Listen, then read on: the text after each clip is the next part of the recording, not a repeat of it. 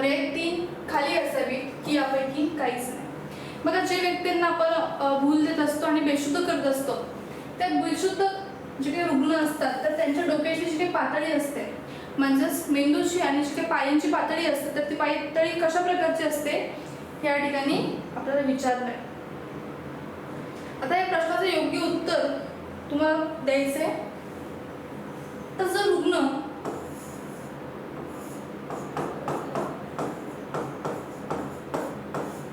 उभा असेल तर समजा तो बेशुद्ध झाला, तो खाली पडला जमिनीवरती, तर त्याचे जे काही पाय आहेत तर पाय असतील आणि डोकं, तर यांची जी काही एकमेकांची पातळी आहे तर ती कशा पद्धतीने असावी या ठिकाणी आपल्याला विचारलंय. तर या प्रश्नाचं योग्य उत्तर तुम्हाला द्यायचं आहे. तुमच्याकडे 1च मिनिट आहे. सर्वांनी पटकन विचार करायचा आणि उत्तर द्यायचा प्रयत्न करायचा आहे. हे पहा, आपण ज्या वेळेस इतरत्र ठिकाणी पाहत असतो की रुग्णांना बेशुद्ध केलं जातं किंवा काही वेळेस उन्हाच्या तापमानामुळे असेल किंवा उपाशीपोटी असल्यामुळे रुग्णांना बऱ्याचदा चक्कर आल्यासारखे जाणवत असते. तर त्या क्षणी त्या सिच्युएशनमध्ये जे काही रुग्णांची पायाची आणि पायाची आणि डोक्याची जी काही पातळी आहे तर ती समांतर असावी या ठिकाणी आपल्याला सांगता येईल. समांतर म्हणजेच कशी, पॅरलल असावी, एकमेकांशी समान दिशेने ती असावी. म्हणजेच सरळ रेषेमध्ये जर इथे डोकं असेल तर या ठिकाणी पाय असावे, ती पातळी समांतर असावी. म्हणजेच पर्याय क्रमांक 2 या ठिकाणी आपलं योग्य उत्तर आपल्याला सांगता येईल. नंतर प्रश्न 18, खरूज किड्यांच्या विकासात 4 अवस्था असतात, खालीलपैकी चुकीचा पर्याय निवडायचा. तर जे काही खरूज किडा आहे बघा, जसं मच्छर असेल किंवा गोगलगाय बेडूक असतं किंवा फुलपाखरू असतं, तर त्यांच्या जीवन प्रक्रियेमध्ये ज्या ज्या प्रकारचे विविध टप्पे असतात, ज्या स्टेजेस असतात, तर त्याचप्रमाणे जी काही खरूज किड्याची आळी आहे तर त्याचे जे काही टप्पे आहेत तर ते टप्पे 4 असतात असं त्यांनी सांगितलंय. तर खालीलपैकी कुठला पर्याय हा चुकीचा आहे या ठिकाणी आपल्याला विचारलंय. पर्याय 1 आहे अंडी, दुसरा आहे अळी, तिसरा तारुण्य आणि चौथा आहे प्रौढावस्था. तर या प्रश्नाचं योग्य उत्तर तुम्हाला सांगायचं आहे. प्रश्न क्रमांक 18 तुम्हाला स्क्रीनवरती दिसतोय. म्हणजेच काय, तर त्या अंडी देतात का, तर ही स्टेज त्यांच्या विकासाच्या टप्प्यात आहे का, अळी असेल ही स्टेज त्यांच्या विकासाच्या टप्प्यात आहे, तारुण्य आहे का प्रौढावस्था. तर यापैकी कुठला चुकीचा पर्याय आहे, म्हणजे कुठली अवस्था त्यांच्यामध्ये आढळत नाही या ठिकाणी आपल्याला विचारलंय. तर प्रश्नाचे योग्य उत्तर आहे पर्याय क्रमांक 3 तारुण्य. तारुण्य हे त्यांच्या स्टेजमध्ये आढळत नसतं, त्यांच्या विकासाच्या टप्प्यामध्ये ते समाविष्ट केलं गेलेलं नाही आहे. त्यानंतर प्रश्न पुढचा, सजीवांच्या शरीरात कोणती संस्था नसते. आता आपण सजीव आहोत, लिव्हिंग थिंग्स आहोत, तर आपल्या शरीरामध्ये कुठली संस्था नाहीये, कुठली ऑर्गन सिस्टीम नाहीये या ठिकाणी आपल्याला विचारलंय. पर्याय 1 आहे परिसंस्था, 2 पचन संस्था, 3 श्वसन संस्था आणि 4 उत्सर्जन संस्था. तर ह्या प्रश्नाचं जे काही योग्य उत्तर असेल सर्वांनी कमेंट करायचं. अतिशय सोपा असा जो प्रश्न आहे, परिसंस्था, पचन संस्था, श्वसन संस्था की उत्सर्जन संस्था. हे बघा, जर शरीरामध्ये पचन संस्था नसेल तर खाल्लेलं अन्न पचणार तर नाहीच. श्वसन संस्था नसेल तर मानव जगू शकत नाही, कारण की ऑक्सिजन जर त्याला भेटला नाही तर त्याचं जगणं अशक्य असणार आहे. आणि उत्सर्जन संस्था, जर त्याच्याकडे पचन संस्था आहे तर उत्सर्जन संस्था असणं त्याच्याकडे अनिवार्य असतं. मग राहिलेला जो काही पर्याय आहे, पर्याय क्रमांक 1 परिसंस्था, जी मानवी शरीरामध्ये नसते, प्रेझेंट नाहीये. मानव असेल नाही तर प्रत्येक सजीवाच्या शरीरामध्ये परिसंस्था ही नसते. सर्वांना प्रश्न व्यवस्थित समजून घ्यायचे आहेत. ज्या प्रश्नांची उत्तरं येत आहेत त्यांची पटपट कमेंट करायचे आहेत. नंतर प्रश्न क्रमांक 20, डायजेस्टमुळे मूत्रशयात खळा निर्माण होत असतो. बघा, जे काही आपण बघत असतो युरिनरी ब्लॅडर असतात, तर त्या युरिनरी ब्लॅडरमध्ये म्हणजेच काय, मूत्रशय जे असतं त्याला काय म्हटलं जातं, युरिनरी ब्लॅडर.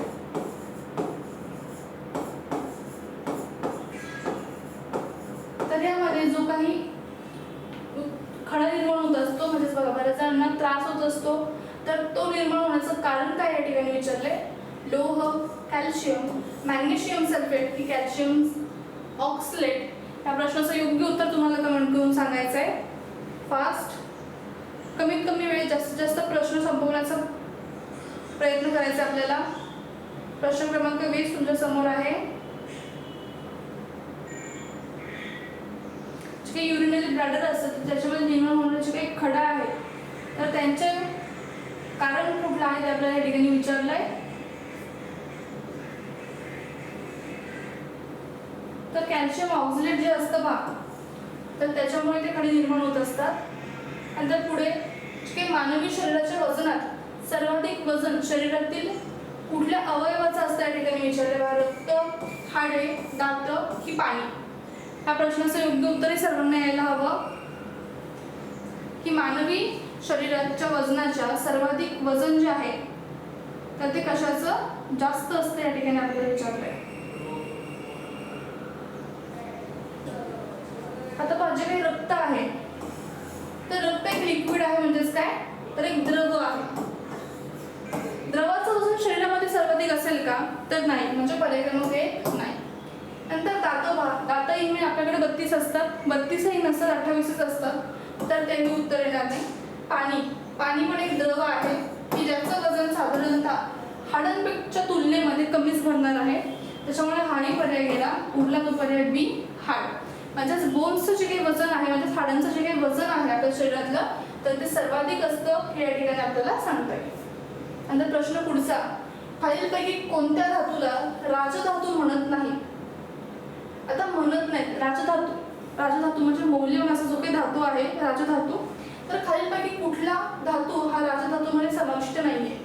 पितळ असेल, सोनं, चांदी की प्लॅटिनम. या प्रश्नाचं योग्य उत्तर सर्वांनी द्यायचे, सर्वांना नक्कीच यायला हवं. अतिशय सोपा प्रश्न आहे तो. खालीलपैकी कोणत्या धातूला राजधातू म्हणत नाहीत. पर्याय क्रमांक 1, 2, 3 की 4.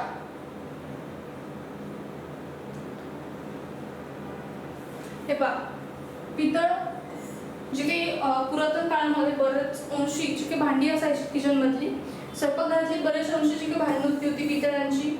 नंतर सोनं तर राजधातू आहे, सर्वांना माहितीच आहे. आणि प्लॅटिनम सोन्यापेक्षाही महाग असणार असा तो प्लॅटिनम असतो. मग राहिलेलं उत्तर आहे आपलं चांदी, की जो राजधातू म्हणून गणण्यात येत नाही.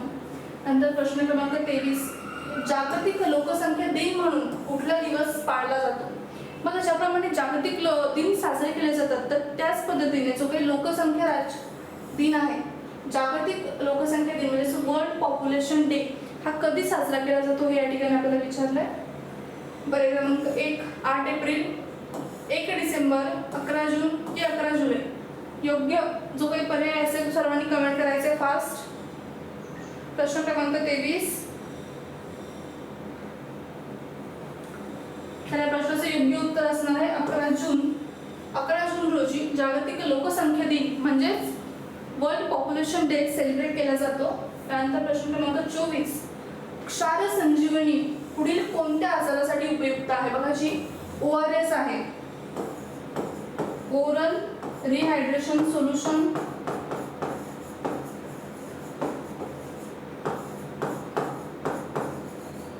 ज्याला आपण शॉर्ट फॉर्म मध्ये ORS म्हणत असतो, तर ती ORS कुठल्या आजारावरती उपयुक्त आहे या ठिकाणी विचारलंय. पर्याय 1 अतिसार, 2 आहे कॉलरा, 3 गॅस्ट्रो आणि वरीलपैकी सर्व. ह्या प्रश्नाचं योग्य उत्तर सर्वांनी यायला हवं. ORS बऱ्याच वेळा मी एक्सप्लेन केलेला आहे. त्यानंतर अतिसार असेल, कॉलरा असेल, ह्या गोष्टी सुद्धा एक्सप्लेन करून झालेल्या आहेत. प्रश्न क्रमांक 24चं योग्य उत्तर द्यायचं सर्वांनी.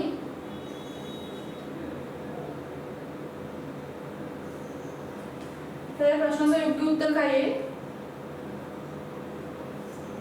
तर वरीलपैकी सर्व. गॅस्ट्रो असेल, कॉलरा असेल किंवा अतिसार असेल, तर या प्रत्येक ठिकाणी आपल्या शरीराची झीज होताना दिसत असते. शरीरातले जे काही वेगवेगळे आयोन्स असतील, मिनरल्स असतील, तर त्यांचं प्रमाण कमी झालेलं आढळत असतं. तर तेच प्रमाण भरून काढण्यासाठी जी काही ORS आहे, क्षार संजीवनी, ती आपल्याला दिली जात असते. त्यानंतर प्रश्न 25, मानवी जीवनात साधारणतः किती जीवनसत्वांची आवश्यकता असते या ठिकाणी आपल्याला विचारलंय. जीवनसत्व म्हणजे काय, तर विटॅमिन्स. तर मानवी शरीरामध्ये जीवनसत्वांची म्हणजेच विटॅमिन्सची जी काही संख्या आहे किती असेल या ठिकाणी विचारलंय. पर्याय 1 आहे 3, 5, 13 की 8. या प्रश्नाचं योग्य उत्तर सर्वांनी कमेंट करायचं आहे. प्रश्न 25, जे काही जीवनसत्व आहे तर किती जीवनसत्वे आपल्याला महत्त्वाची असतात.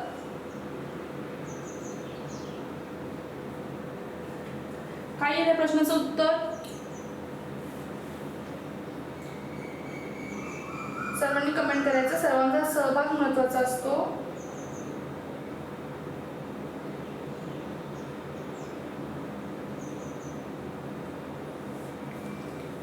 या प्रश्नाचं योग्य उत्तर असणार आहे पर्याय क्रमांक 3. 13 व्हिटॅमिनची आवश्यकता असते. राष्ट्रीय हिवताप निर्मूलन कार्यक्रम भारतात 82 साली सुरू करण्यात आला. पर्याय तुमच्या समोर आहे. 1952, 1955 की 1958 की 1960. जो काही राष्ट्रीय हिवताप म्हणजे काय, मलेरिया निर्मूलन कार्यक्रम भारतामध्ये कुठल्या साली चालू करण्यात आला या ठिकाणी आपल्याला विचारलंय. तर या प्रश्नाचं योग्य उत्तर सर्वांनी कमेंट करून सांगायचे. पर्याय तुमच्या समोर आहेत. 1952, 1955, 1958 की 1960. तर या प्रश्नाचं योग्य उत्तर असणार आहे 1952. 1952 ला म्हणजेच 1952 ला राष्ट्रीय हिवताप निर्मूलन कार्यक्रम भारतामध्ये सुरू करण्यात आला होता.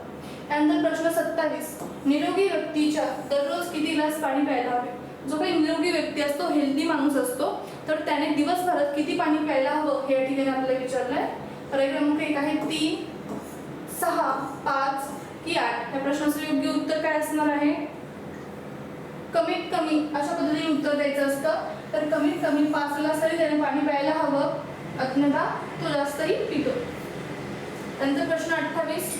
पुढीलपैकी कोणत्या कंदमुळे भाज्यामध्ये स्टार्चचे प्रमाण भरपूर असतं हे ठिकाणी विचारलंय आपल्याला.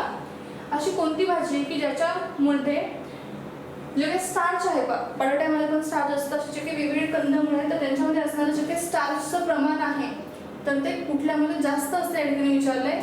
रताळे असेल, कांदे की बटाटे की 1 व 3 बरोबर. या प्रश्नाचं योग्य उत्तर सर्वांनी कमेंट करून सांगायचे. स्टार्चचे प्रमाण जे आहे तर ते भरपूर असतं कुठल्या कंदमुळे भाज्यांमध्ये. प्रश्नाचं योग्य उत्तर सर्वांना यायला हवं. अतिशय सोपा असा प्रश्न आहे तो. तर प्रश्न पर्याय क्रमांक 1 आणि 3 बरोबर आहे. रताळे असेल, बटाटे असेल, याच्यामध्ये असलेलं जे काही स्टार्चचं प्रमाण असतं तर ते जास्त असतं. आणि प्रश्न 29. डी जीवनसत्वाच्या अभावामुळे बालकांना डॅश हा आजार होत असतो. बघा, जे काही डी जीवनसत्व असतं, डी व्हिटॅमिन असतं, जे सूर्यप्रकाशातून असेल, तेलातून असेल आपल्यापर्यंत पोहोचत असतं. तर त्या जीवनसत्वाच्या अभावामुळे म्हणजेच डिफिशियन्सीमुळे, कमतरतेमुळे बालकांना कुठला आजार होत असतो. पर्याय 1 आहे मोटूस, 2 पोलिओ, 3 मलेरिया आणि 4 आहे प्लेग. या प्रश्नाचं योग्य उत्तर यायला हवं, कारण की तुम्ही मोटूस असेल, पोलिओ असेल, मलेरिया आणि प्लेग ह्याबद्दल ऐकून आहात, त्यामुळे या प्रश्नाचं उत्तर यायला हवं.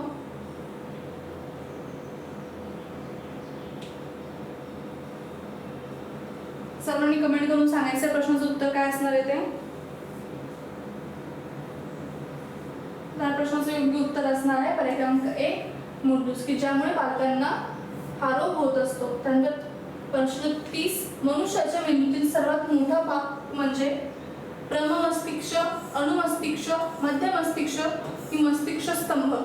जो काही मानवी मेंदूचा आपण भाग करत असतो तर त्या भागामधला सर्वाधिक जास्त मोठा भाग असणारा खालीलपैकी योग्य पर्याय तुम्हाला सांगायचा आहे. तुमच्या समोर पर्याय आहेत प्रमस्तिष्क, अनुमस्तिष्क, मध्य मस्तिष्क की मस्तिष्क स्तंभ. या प्रश्नाचं योग्य उत्तर सर्वांनी कमेंट करून सांगायचंय. तर काय असणार आहे प्रश्नाचं उत्तर. तर या प्रश्नाचं योग्य उत्तर असणार आहे मध्य मस्तिष्क, म्हणजेच मिडल मेडुला. जो काही मेंदूच्या मधला भाग असतो तो सर्वाधिक मोठा भाग म्हणून ओळखला जात असतो. त्यानंतर प्रश्न क्रमांक 31. मानवी शरीरात स्नायू मांसपेशींच्या किती जोड्या असतात या ठिकाणी विचारलंय. स्नायू मांसपेशी म्हणजेच काय, मसल सेल ज्या आहेत तर त्यांच्या पेयर्स किती असतात या ठिकाणी विचारलंय. पर्याय 1 आहे 300, 400, 290 की 250. त्या प्रश्नाचं योग्य उत्तर सर्वांनी सांगायचंय. स्नायू मांसपेशीच्या म्हणजेच मसल सेल ज्या आहेत आपल्या तर त्यांच्या किती जोड्या असतात. तर या प्रश्नाचं योग्य उत्तर आहे पर्याय क्रमांक 2, म्हणजेच किती, तर 400 जोड्या आपल्याला या ठिकाणी पाहता येतात स्नायू मांसपेशींच्या. नंतर प्रश्न 32. गंडमाळ म्हणजेच काय, गॉयटर. बघा, गॉयटर बद्दल आपण लहानपणीपासून सगळ्यांना ऐकलेलं आहे की गॉयटर म्हणजे डॅश ह्या ग्रंथीतील आलेली सूज होय. जो काही गॉयटर हा रोग रोग आहे याचे पेशंट खूप दुर्मिळपणे पाहायला मिळत असतात. जीवनसत्वाच्या अभावामुळे हा रोग होत असतो. तर थायमस, थायरॉइड, वृषण की ॲड्रेनल या प्रश्नाचं योग्य उत्तर तुम्हाला कमेंट करून सांगायचं आहे की कोणत्या ग्रंथीला, बघा ज्या काही ग्रंथी आहेत ग्रंथींबद्दल आपण सगळे 8 वाजताचे सेशन होत असतं बायोचं, तर त्या बायोच्या सेशनमध्ये प्रत्येक ग्रंथीचं कार्य कोणतं, काय कोणतं, तर ते आपण सर्व घेणार आहोत. सर्वांनी आजचं सेशन पण जॉईन करत जा. तर या प्रश्नाचं योग्य उत्तर असणार आहे पर्याय क्रमांक 4 ॲड्रेनल ग्लँड. जी काही ॲड्रेनल ग्लँड असते बघा, तर त्या ग्लँडला सूज येण्याचं काम ह्या रोगामध्ये होत असतं. त्यानंतर प्रश्न 33, सर्वसाधारणपणे किती लोकसंख्येला एक अंगणवाडी केंद्र असतं?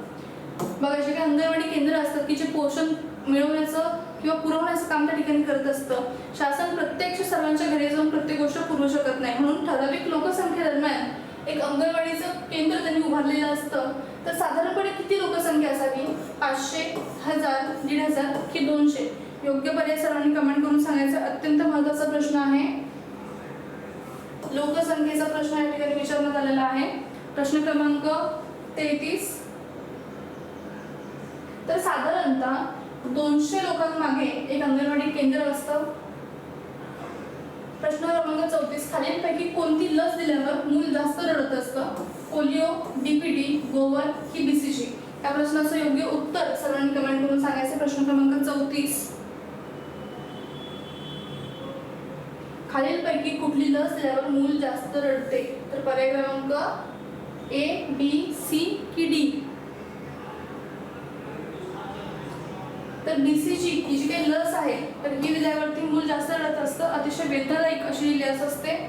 नंतर प्रश्न 35, खालीलपैकी कोणत्या मार्गाने HIV चा प्रसार होत नाही हे या ठिकाणी विचारलंय. बघा नाही या शब्दावरती भर द्यायचा असतो आणि बऱ्याचदा आपण पर्याय एक जवळचा वाटत असतो किंवा अपूर्ण प्रश्न समजल्यामुळे किंवा अपूर्ण प्रश्न वाचण्यात गेल्यामुळे प्रश्न चुकायचे चान्सेस असतात. ते होत नाही. पर्याय एक आहे दूषित सुयांमुळे, असुरक्षित शारीरिक संबंध असतील किंवा डास चावल्यामुळे किंवा दूषित रक्त संक्रमणामुळे. तर या प्रश्नाचं योग्य उत्तर सर्वांनी कमेंट करून द्यायचंय. HIV बद्दलही तुम्हाला बरीचशी माहिती सांगितली होती. तर या प्रश्नाचं योग्य उत्तर काय येईल? तर बघा डास चावल्यामुळे पर्याय क्रमांक 3 याचं उत्तर येईल. डास चावल्यामुळे, आता पर्याय जर असं असता की इन्फेक्टेड डास चावल्यामुळे की एखाद्या रोगीला चावलेला डास आपल्याला चावल्यामुळे अशा प्रकारचा पर्याय असेल तर तो प्रत्येक पर्याय आला नसता, परंतु इथे फक्त काय दिले डास चावल्यामुळे. तर डास चावल्यामुळे HIV होत नसतो. HIV होण्याची कारणं दूषित सुया की हॉस्पिटलमध्ये बघा वेगवेगळ्या ठिकाणी इंजेक्शन्स असतील किंवा ब्लड काढण्यासाठी जे सुये वापरले जातात, तर त्या सुयांचा वापर जर दुसऱ्या रुग्णांना केला असेल तर त्या सुयांमार्फत ते इन्फेक्शन दुसऱ्याच्या बॉडीमध्ये पण होऊ शकतं की ज्याच्यामुळे HIV संक्रमित होत असतो किंवा शारीरिक संबंध असतील, इनप्रोटेक्टिव्ह जे काही सेक्शुअल रिलेशन्स असतात तर त्यामुळे पण HIVचा प्रसार होत असतो. आणि दूषित रक्त संक्रमण, बघा जे काही गव्हर्नमेंट हॉस्पिटल जे असतात सरकारी रुग्णालय वगैरे ह्या ठिकाणी बरेचदा जास्त आढळत असतं किंवा प्रायव्हेट हॉस्पिटल आपण कधी कधी अशा घटना घडत असतात की HIV इन्फेक्टेड पर्सनचं ब्लड दुसऱ्याला डोनेट करण्यात येत असतं. तर ते डोनेट झाल्यानंतरही HIVचा प्रसार होत असतो. नंतर प्रश्न क्रमांक 36, केंद्र शासनाने सुरक्षित मातृत्व व बालजीवत्व हा कार्यक्रम केव्हा सुरू केला या ठिकाणी आपल्याला विचारलंय. 1951, 1952, 1996, 1997?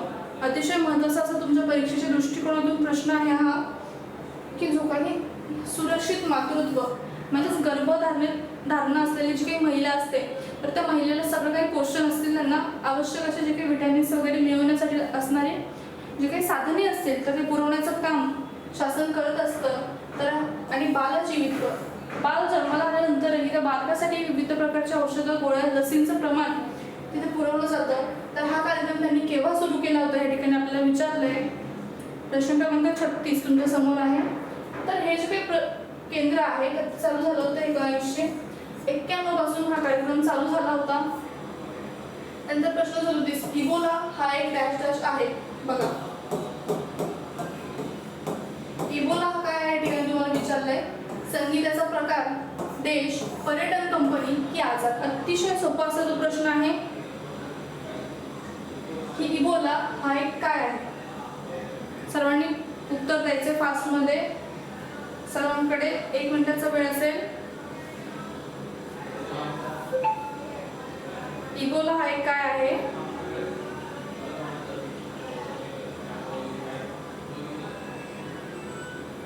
तर इबोला नाही एक संगीताचा प्रकार आहे. बघा, संगीताच्या प्रकाराबद्दल प्रश्न विज्ञानामध्ये येईल का? नाही. त्यानंतर देशही नाही, पर्यटन कंपनी नाही, तर काय आहे इबोला? इबोला हा एक आजार आहे हे आपल्याला या ठिकाणी सांगता येईल. त्यानंतर पुढचा प्रश्न घेऊया आपण.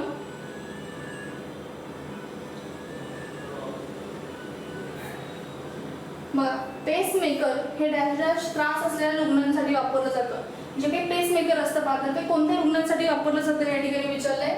पर्याय एक आहे यकृताच्या, हृदयाच्या, मूत्रपिंडाच्या किंवा मेंदूचा. कोणता त्रास असल्यावरती पेसमेकर वापरलं जात असतं? पेसमेकर कुठल्या रुग्णांसाठी वापरलं जात असतं? पर्याय तुमच्या समोर यकृताच्या म्हणजे लिव्हर, हृदय म्हणजे हार्ट, युरिनरी ब्लॅडर की ब्रेन. तर या प्रश्नाचं योग्य उत्तर आहे पर्याय क्रमांक बी म्हणजेच हृदयाच्या म्हणजेच हार्टच्या. जे काही हृदयाचा त्रास ज्या रुग्णांना असतो तर त्यांच्यासाठी पेसमेकर हे जे काही आहे तर ते वापरलं जात असतं. हे सर्वांनी लक्षात ठेवायचं आहे. नंतर प्रश्न 29, मानवी हृदयाला एकूण किती कप्पे असतात? अतिशय सोपा असा प्रश्न आहे. 4, 3, 2 की 1? तर सर्वांना या प्रश्नाचं उत्तर यायला हवं. अतिशय सोपा असा प्रश्न आहे. तर या प्रश्नाचं योग्य उत्तर सर्वांनी कमेंट करायचंय. बरोबर आहे सर्वांचं की मानवी हृदयाला 4 कप्पे असतात. 4 कप्प्यांमध्ये मानवाचं हृदय विभागलं गेलेलं असतं. नंतर प्रश्न क्रमांक 40, धमनी काठिण्यता होण्यासाठी डॅश डॅश या घटकाची वाढ कारणीभूत असते. हिमोग्लोबिन, कोलेस्ट्रॉल, पित्त की रक्त शर्करा? या प्रश्नाचं योग्य उत्तर सर्वांनी कमेंट करायचं. अतिशय सोपा असा प्रश्न आहे. खालीलपैकी कुठला घटक हा धमनी काठिण्यता, बघा जे काही आर्टरी असतात त्यांच्यामधलं जे काही काठिण्यता असते त्याची जी स्ट्रेंथ असते किंवा ते वाढवण्याचं काम कोणामुळे होत असतं? तर कोलेस्ट्रॉल. बघा आपण म्हणत असतो की कोलेस्ट्रॉल खाल्ल्याने हार्ट अटॅकचं प्रमाण वाढत असतं. की जेव्हा धमनी काठिण्यता वाढत असते तर त्यावेळेस आपल्याला अटॅक येण्याचे पण चान्सेस वाढत असतात की ज्याच्यामुळे हार्ट ब्लॉकेजचा धोका असतो. तर पर्याय क्रमांक 2 या प्रश्नाचं उत्तर बरोबर असणार आहे. नंतर जो काही आरोग्य विभाग तांत्रिक प्रश्नसंच 20 आपण आज सुरुवात करत आहोत की जीवशास्त्रानुसार बायोलॉजिकल डेथ केव्हा होते? प्रश्न पहिला काय 20व्या प्रश्नसंचातला की बायोलॉजिकल डेथ जी असते जैविक मृत्यू तर तो केव्हा होतो असं म्हणत असतात? जेव्हा डोळ्यांमधील बाहुली स्थिर होते, जेव्हा हृदयातील ठोके बंद पडतात, जेव्हा शरीरातील सर्व पेशी मरण पावतात की जेव्हा श्वास बंद होतो. या प्रश्नाचं योग्य उत्तर सर्वांनी कमेंट करून सांगायचंय. सोपा प्रश्न आहे.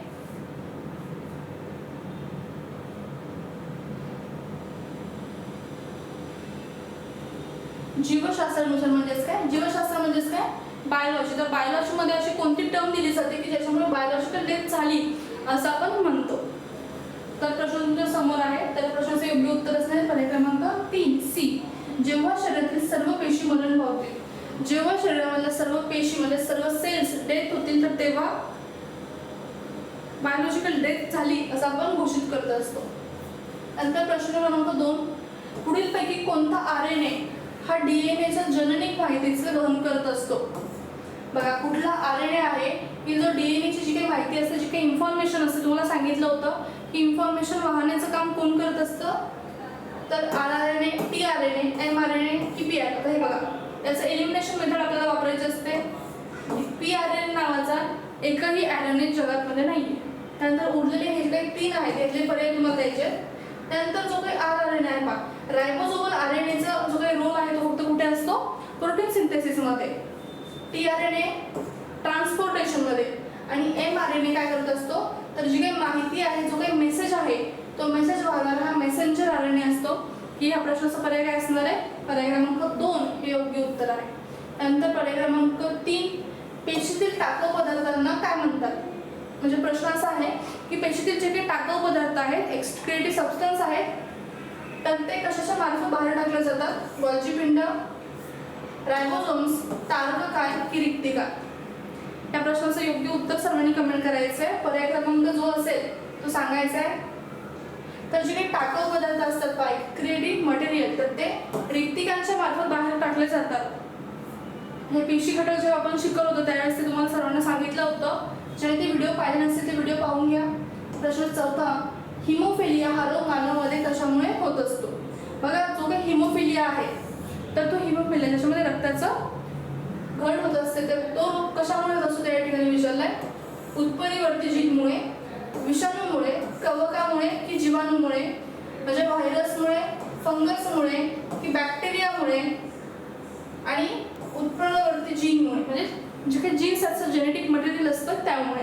तर या प्रश्नाचं योग्य उत्तर जे असेल ते सर्वांनी कमेंट करून सांगायचं आहे.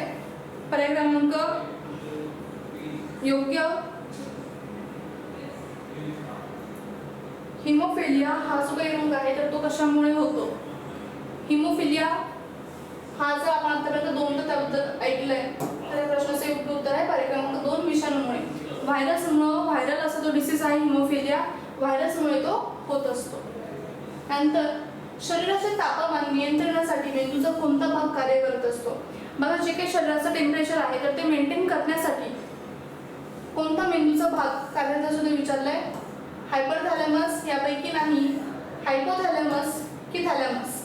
बघा, थॅलॅमस, हायपोथॅलॅमस की हायपरथॅलॅमस अतिशय किचकट असा तो प्रश्न आहे. तर त्या प्रश्नाचं योग्य उत्तर त्यांनी द्यायचंय. तर किती असतं मानवी शरीराचं मेंटेन तापमान? 36 ते 37 डिग्री सेल्सिअस एवढं मानवाचं साधारणतः तापमान असायला हवं. तरी मेंटेन करण्याचं काम कोण करतं या ठिकाणी आपल्याला विचारलंय. हायपोथॅलॅमस का? पर्याय क्रमांक 3 जो काही मेंदूचा भाग असतो वरचा त्याला आपण काय म्हणतो? हायपरथॅलॅमस. खालचा असतो तो हायपोथॅलॅमस आणि मध्ये असतो तो थॅलॅमस. अशी अशी रचना असते. तर या प्रश्नाचं योग्य उत्तर असणार आहे हायपोथॅलॅमस. नंतर प्रश्न 6, सार्वत्रिक गुरुत्वाकर्षणाच्या नियमाचा शोध कोणी लावला? बघा, जे काही सार्वत्रिक गुरुत्वाकर्षणाचे नियम होते, ग्रॅव्हिटेशन लॉ होते, तर त्याचा शोध कोणी लावला हे या ठिकाणी आपल्याला विचारलंय. तर एक आहे कोपर्निकस, गॅलिलिओ, न्यूटन की केपलर? अतिशय सोपा असा प्रश्न आणि तुम्हाला शिकवलेल्या टॉपिकवरती हा प्रश्न आहे. ग्रॅव्हिटेशन म्हटलं की डोळ्यासमोर येणारा एकच शास्त्रज्ञ की ज्याच्यासमोर सफरचंद पडलं होतं तो म्हणजे न्यूटन. पर्याय क्रमांक 3. नंतर 7वा, एखाद्या पदार्थात कर्बोदके असतील तर त्यावर आयोडीनचे थेंब टाकल्यास त्या पदार्थाला कोणता रंग प्राप्त होतो?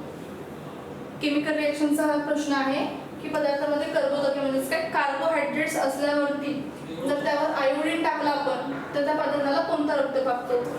ॲव्हरी, त्यानंतर ऑरेंज, मॅजेंटा की पर्पल ब्लॅक? या प्रश्नाचं योग्य उत्तर सर्वांनी कमेंट करून सांगायचं आहे. पर्याय 1, 2, 3 की 4? ज्यावेळेस कार्बोहायड्रेट युक्त पदार्थ असतो त्याच्यावरती जर आपण आयोडीन टाकलं तर त्या आयोडीन टाकल्यावरती त्याला जो काही रंग प्राप्त होतो तो रंग कोणता आहे तो या ठिकाणी विचारला. तर प्रश्नाचं योग्य उत्तर आहे पर्याय क्रमांक 3 मॅजेंटा. मॅजेंटा हा जो काही कलर आहे जांभळ्या कलर सारखा असतो तर तो मॅजेंटा कलर प्राप्त होत असतो. नंतर प्रश्न क्रमांक 8, कर्करोगात पेशींचे विभाजन हे कोणत्या पद्धतीने होत असतं? हा प्रश्न रिपीट झालेला आहे पहा. अनियंत्रित गुण अर्धसूत्री विभाजन, अर्धसूत्री विभाजन, सूत्री विभाजन की अनियंत्रित विभाजन? या प्रश्नाचं योग्य उत्तर सर्वांनी कमेंट करायचंय. झालेला प्रश्न आहे.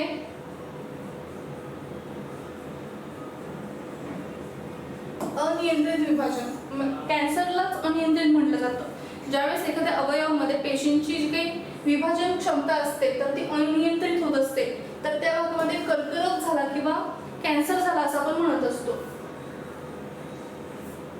त्यानंतर प्रश्न 9, गाईचे दूध खालीलपैकी कशाचे महत्त्वपूर्ण स्रोत आहेत? Vitamin B, vitamin A, vitamin B12 की व्हिटॅमिन सी? गाईचं जे काही दूध आहे पहा तर ते दूध कशाचा योग्य स्रोत आहे या ठिकाणी आपल्याला विचारलंय. Vitamin B, vitamin A, vitamin B12 की व्हिटॅमिन सी? या प्रश्नाचं योग्य उत्तर सर्वांनी सांगायचंय.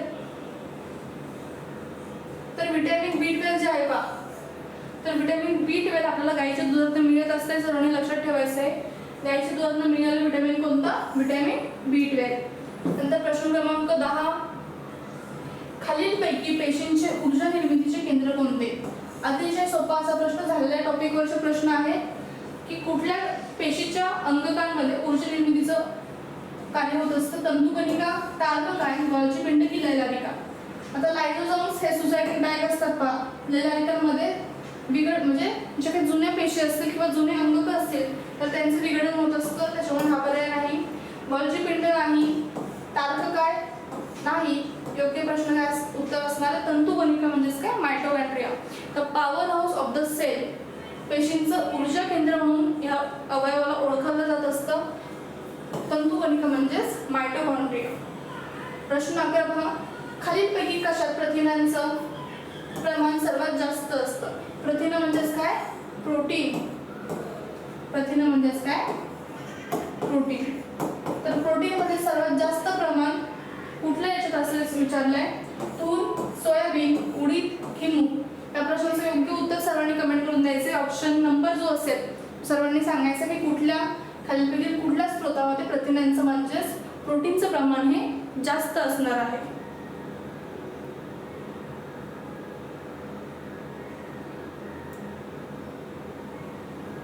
बघा, जी काही सोयाबीन असते, सोयाबीन ही प्रोटीनचा मुख्य स्रोत म्हणून वापरले जात असते बा. तर सगळ्यात जास्त प्रोटीन कशामध्ये असतं? सोयाबीनमध्ये. त्यानंतर 12 पाणी शुद्धीकरणासाठी वापरण्यात येणाऱ्या ब्लिचिंग पावडरमध्ये, ही पावडर ताजी असताना क्लोरीनचे प्रमाण किती असते या ठिकाणी आपल्याला विचारलंय. जी काही ब्लिचिंग पावडर असते त्याच्यामध्ये क्लोरीन असते. क्लोरीन पाणी शुद्धीकरणासाठी उपयुक्त असतं, तर त्याच्यामध्ये असणारं क्लोरीनचं प्रमाण या ठिकाणी विचारलंय 20, 33, 25 की 40 टक्क्यांच्या मार्फत हे प्राणी विचारलेलं आहे. 20%, 33%, 25% की 40%. काय असणार आहे प्रश्नाचं उत्तर? प्रश्न क्रमांक 12. पाणी शुद्ध करण्यामध्ये वापरण्यात येणारी ब्लिचिंग पावडर त्याच्यामध्ये क्लोरीनचं प्रमाण किती असतं? तर क्लोरीनचं प्रमाण असतं 33%. पर्याय क्रमांक 2 या प्रश्नाचं योग्य उत्तर असणार आहे. लहान मुलांमधील आजार कमी करायचे असल्यास खालीलपैकी कोणती गोष्ट टाळावी? जन्मताच पोलिओ लस द्यावी, जन्मताच आईच्या चिकाचे दूध पाजावे, जन्मताच स्वच्छ आंघोळ घालावी की जन्मता BCG लस द्यावी. अतिशय नॉर्मल आणि सध्याच्या सिच्युएशनला सगळ्यालाच देता येईल असा ते प्रश्न आहे. मुलातील आजार कमी करायचे असल्यास खालीलपैकी कोणती गोष्ट करावी? बाळ जन्माला काय करायचं हे या ठिकाणी आपल्याला विचारलंय. पर्याय क्रमांक 1, 2, 3, 4 अति विचार करण्यासारखा प्रश्न आहे. तर जन्मल्यावरती बाळाला काय करावं? स्वच्छ आंघोळ घालावी. त्याच्यामध्ये असणारे जे काही शरीरावरचे वेगवेगळे प्रकारचे बॅक्टेरिया असतील किंवा घाण असेल, किंवा बाळ जन्माला येतं तेव्हा त्याच्या आतमध्ये बरेचसे सोबत मटेरियल पण बाहेर असतात. त्याच्या तोंडामध्ये काही गेलंय का, कानामध्ये काही गेलंय का, किंवा ह्यासारख्या विविध गोष्टी तपासून त्याला स्वच्छ आंघोळ घालावी लागते आणि नंतर त्याला जन्मतः आईचं चिकाचं दूध पाजलं जात असतं. नंतर प्रश्न 14 राष्ट्रीय व राज्य स्तरावरील वार्षिक जननस्तर व मृत्यूदराची विश्वासार्ह माहिती राष्ट्रीय स्तरावरील कोणत्या पद्धतीमुळे मिळत असते? नागरी सर्वेक्षण पद्धती, जनगणना, अंदाजे सर्वेक्षण, नमुना सर्वेक्षण पद्धती. राष्ट्रीय आणि राज्य स्तरावरचे जे काही लोकसंख्येचं प्रमाण आहे तर ते लोकसंख्येचं प्रमाण कोणत्या माध्यमातून आपल्यापर्यंत पोहोचत असतं त्या ठिकाणी विचारलंय. नागरी सर्वेक्षण पद्धती असेल, जनगणना, अंदाजे सर्वेक्षण की नमुना सर्वेक्षण. योग्य प्रश्नाचं उत्तर जे असेल सर्वांनी कमेंट करायचे फास्ट.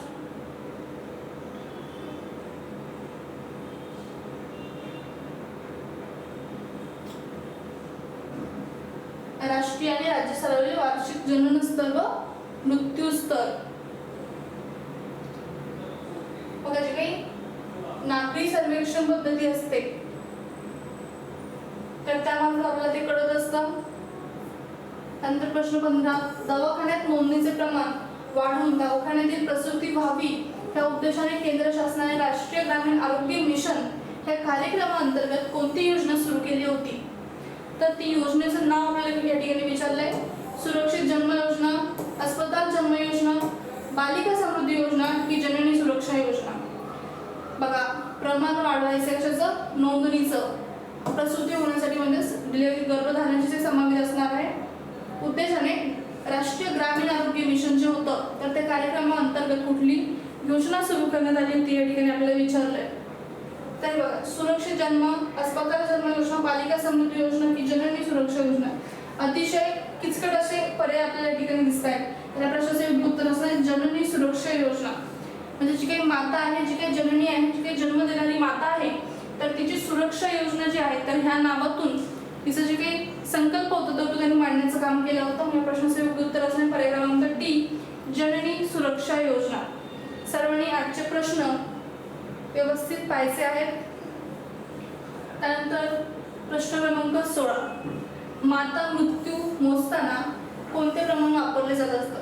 बघा, डिलिव्हरीच्या वेळेस म्हणजे गर्भावस्थेमध्ये ज्या मातांचं देहांत होत असतो तर त्यांचा जो काही दर आहे मृत्यूदर, तर तो कशा पद्धतीने मोजला जातो ते या ठिकाणी विचारलंय. प्रति 1,00,000 जन्मलेली बाळे, प्रति 1,00,000 लोकसंख्या, प्रति 1,000 लोकसंख्या की प्रति 1,000 जन्मलेली बालके? तर काय असणार आहे प्रश्नाचं उत्तर सगळ्यांनी कमेंट करून सांगायचं आहे.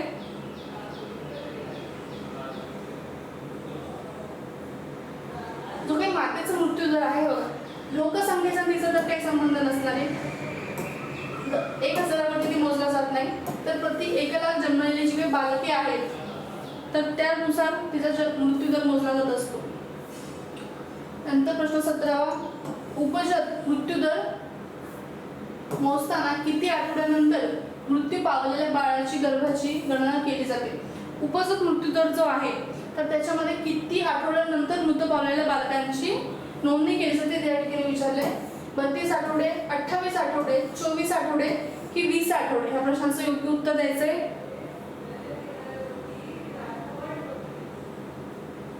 उपजत म्हणजे काय? उपजत दर मोजायचा आपल्याला या ठिकाणी, तर तो असणार आहे 32, 28, 24 की 20? प्रश्नाचं योग्य उत्तर सर्वांनी कमेंट करून सांगायचंय. बघा, 28 आठवडे म्हणजे 7 महिने, कधी कधी महिन्यांमध्ये पण देऊ शकतात. तर 28 आठवड्यांचा जो काही दर कार्यकाळ असतो तर त्या दरम्यानचं ते बाळ त्याचा दर मोजला जात असतो. बघा, उपजत मृत्यू म्हणजे काय? 28 आठवड्यांच्या काळात झालेला मृत्यू एकूण जन्मलेली संख्या गुणिले 1,000 अशा पद्धतीने उपजत मृत्यू दर मोजता येतो. लहान मुलांना कोणत्या जीवनसत्वाची मात्रा 9 ते 36 महिने कालावधीत ठराविक अंदाजाने दिली जाते? असं कोणतं जीवनसत्व आहे की ज्याची मात्रा म्हणजे ज्याचं प्रमाण बालकांना 9 ते 36 ह्या कालावधीमध्ये म्हणजेच 9 महिने ते 36 महिने कालावधीमध्ये ठराविक अंतराने दिलं जात असतं? जीवनसत्व ब म्हणजेच बी, जीवनसत्व ड म्हणजेच डी, जीवनसत्व अ म्हणजे ए आणि जीवनसत्व क म्हणजेच के. तर खालीलपैकी कुठलं व्हिटॅमिन बालकांना 9 ते 36 महिने ह्या कारागारामध्ये ठराविक अंतराने दिलं जात असतं? जीवनसत्व अ. बरोबर. पर्याय क्रमांक 3, जे का जीवनसत्व अ आहे तर ते बालकांना 9 ते 36 महिने ह्या काळामध्ये ठराविक अंतराने दिलं जात असतं. प्रश्न 19, अंगणवाडीतील मुलांना दररोज जो पूरक पोषण आहार दिला जातो त्यात किमान किती ग्रॅम प्रथिने असणं आवश्यक आहे? सॉरी, बघा, अंगणवाडीतील जे काही बालके आहेत तर त्यांचं जे काही पोषण असतं तर त्या पोषणामध्ये किती प्रमाणात, किती ग्रॅम प्रथिने असणं आवश्यक आहे या ठिकाणी विचारलंय. 7 ग्रॅम, 10 ग्रॅम, 18 ग्रॅम की 14 ग्रॅम? या प्रश्नाचं योग्य उत्तर सर्वांनी सांगायचंय की अंगणवाडीतील बालकांना साधारणतः किती दररोज प्रथिने द्यावं लागत असतं, प्रोटीन देणं बंधनकारक आहे या ठिकाणी आपल्याला विचारलंय. 7 ग्रॅम, 10 ग्रॅम, 18 ग्रॅम की 14 ग्रॅम? या प्रश्नाचं योग्य उत्तर सर्वांनी सांगायचंय. तर या प्रश्नाचं उत्तर असणार आहे पर्याय क्रमांक 4 म्हणजेच डी. 14 ग्रॅम प्रथिने म्हणजे 14 ग्रॅम प्रोटीन बालकांना देणं आवश्यक आहे रोज. त्यानंतर 20, 1 किंवा 2 मुली असलेल्या व मुलं का नसलेल्या आणि नसबंदी शस्त्रक्रिया करून घेणाऱ्या दारिद्र्य रेषेखालील जोडप्यांना यांच्या नावे कन्या कल्याण योजना महाराष्ट्र शासनातर्फे लागू करण्यात आलेली. पहा, जी काही गर्भपात होत होतं किंवा जी काही स्त्रीभ्रूण हत्या होत होती तर त्यावरती कुठेतरी आळा घालण्यासाठी 1 किंवा 2 मुली असतानाच नसबंदी म्हणजेच शस्त्रक्रिया करून पुढील पिढीचा विकास न होत देणाऱ्या म्हणजेच मुलगा नसलेल्या आणि मुलाची अपेक्षाही न करणाऱ्या आईवडिलांना कुठल्या जोडप्यांना कुठल्या नावाआधारित कन्या योजना देण्यात आलेली आहे महाराष्ट्र शासनातर्फे या ठिकाणी विचारलंय. सावित्रीबाई फुले, अहिल्याबाई होळकर, रमाबाई आंबेडकर की राजमाता जिजाऊ? या प्रश्नाचं योग्य उत्तर सर्वांनी द्यायचंय की कुठल्या समाजसेविका ज्या होत्या बघा त्यांच्या नावा अंतर्गत ही योजना देण्यात आलेली आहे. तर अशा कोणत्या महिलेमार्फत ही योजना त्या जोडप्यांना लागू करण्यात आली? तर या प्रश्नाचं उत्तर आहे पर्याय क्रमांक 1, सावित्रीबाई फुले. सावित्रीबाई फुले कन्या कल्याण योजना महाराष्ट्र शासनातर्फे लागू करण्यात आली होती की जे जोडपे 1 किंवा 2 मुलीनंतर नसबंदी करून, मुलगा नसतानाही नसबंदी करून जे ती शस्त्रक्रिया करून घेणार आहे, तर त्यांना सावित्रीबाई फुले कन्या कल्याण योजनेमार्फत जी काही तत्त्वे होती ते लागू करण्यात येतात. अतिशय महत्त्वाचा प्रश्न आहे, वेगवेगळ्या परीक्षांना विचारण्यात येण्यासारखा आहे, 1-2 ठिकाणी विचारण्यात आला आहे, त्यामुळे सर्वांनी लक्षात ठेवायचं आहे. आज आपण जे काही 35 प्रश्न घेतले तर सगळ्यांनी रिव्हिजन करा, परत MCQचे सेशन पहा आणि व्यवस्थित अटेंड करत राहा. आजचं सेशन आपण थांबवत आहोत. सर्वांना thank you and have a nice day.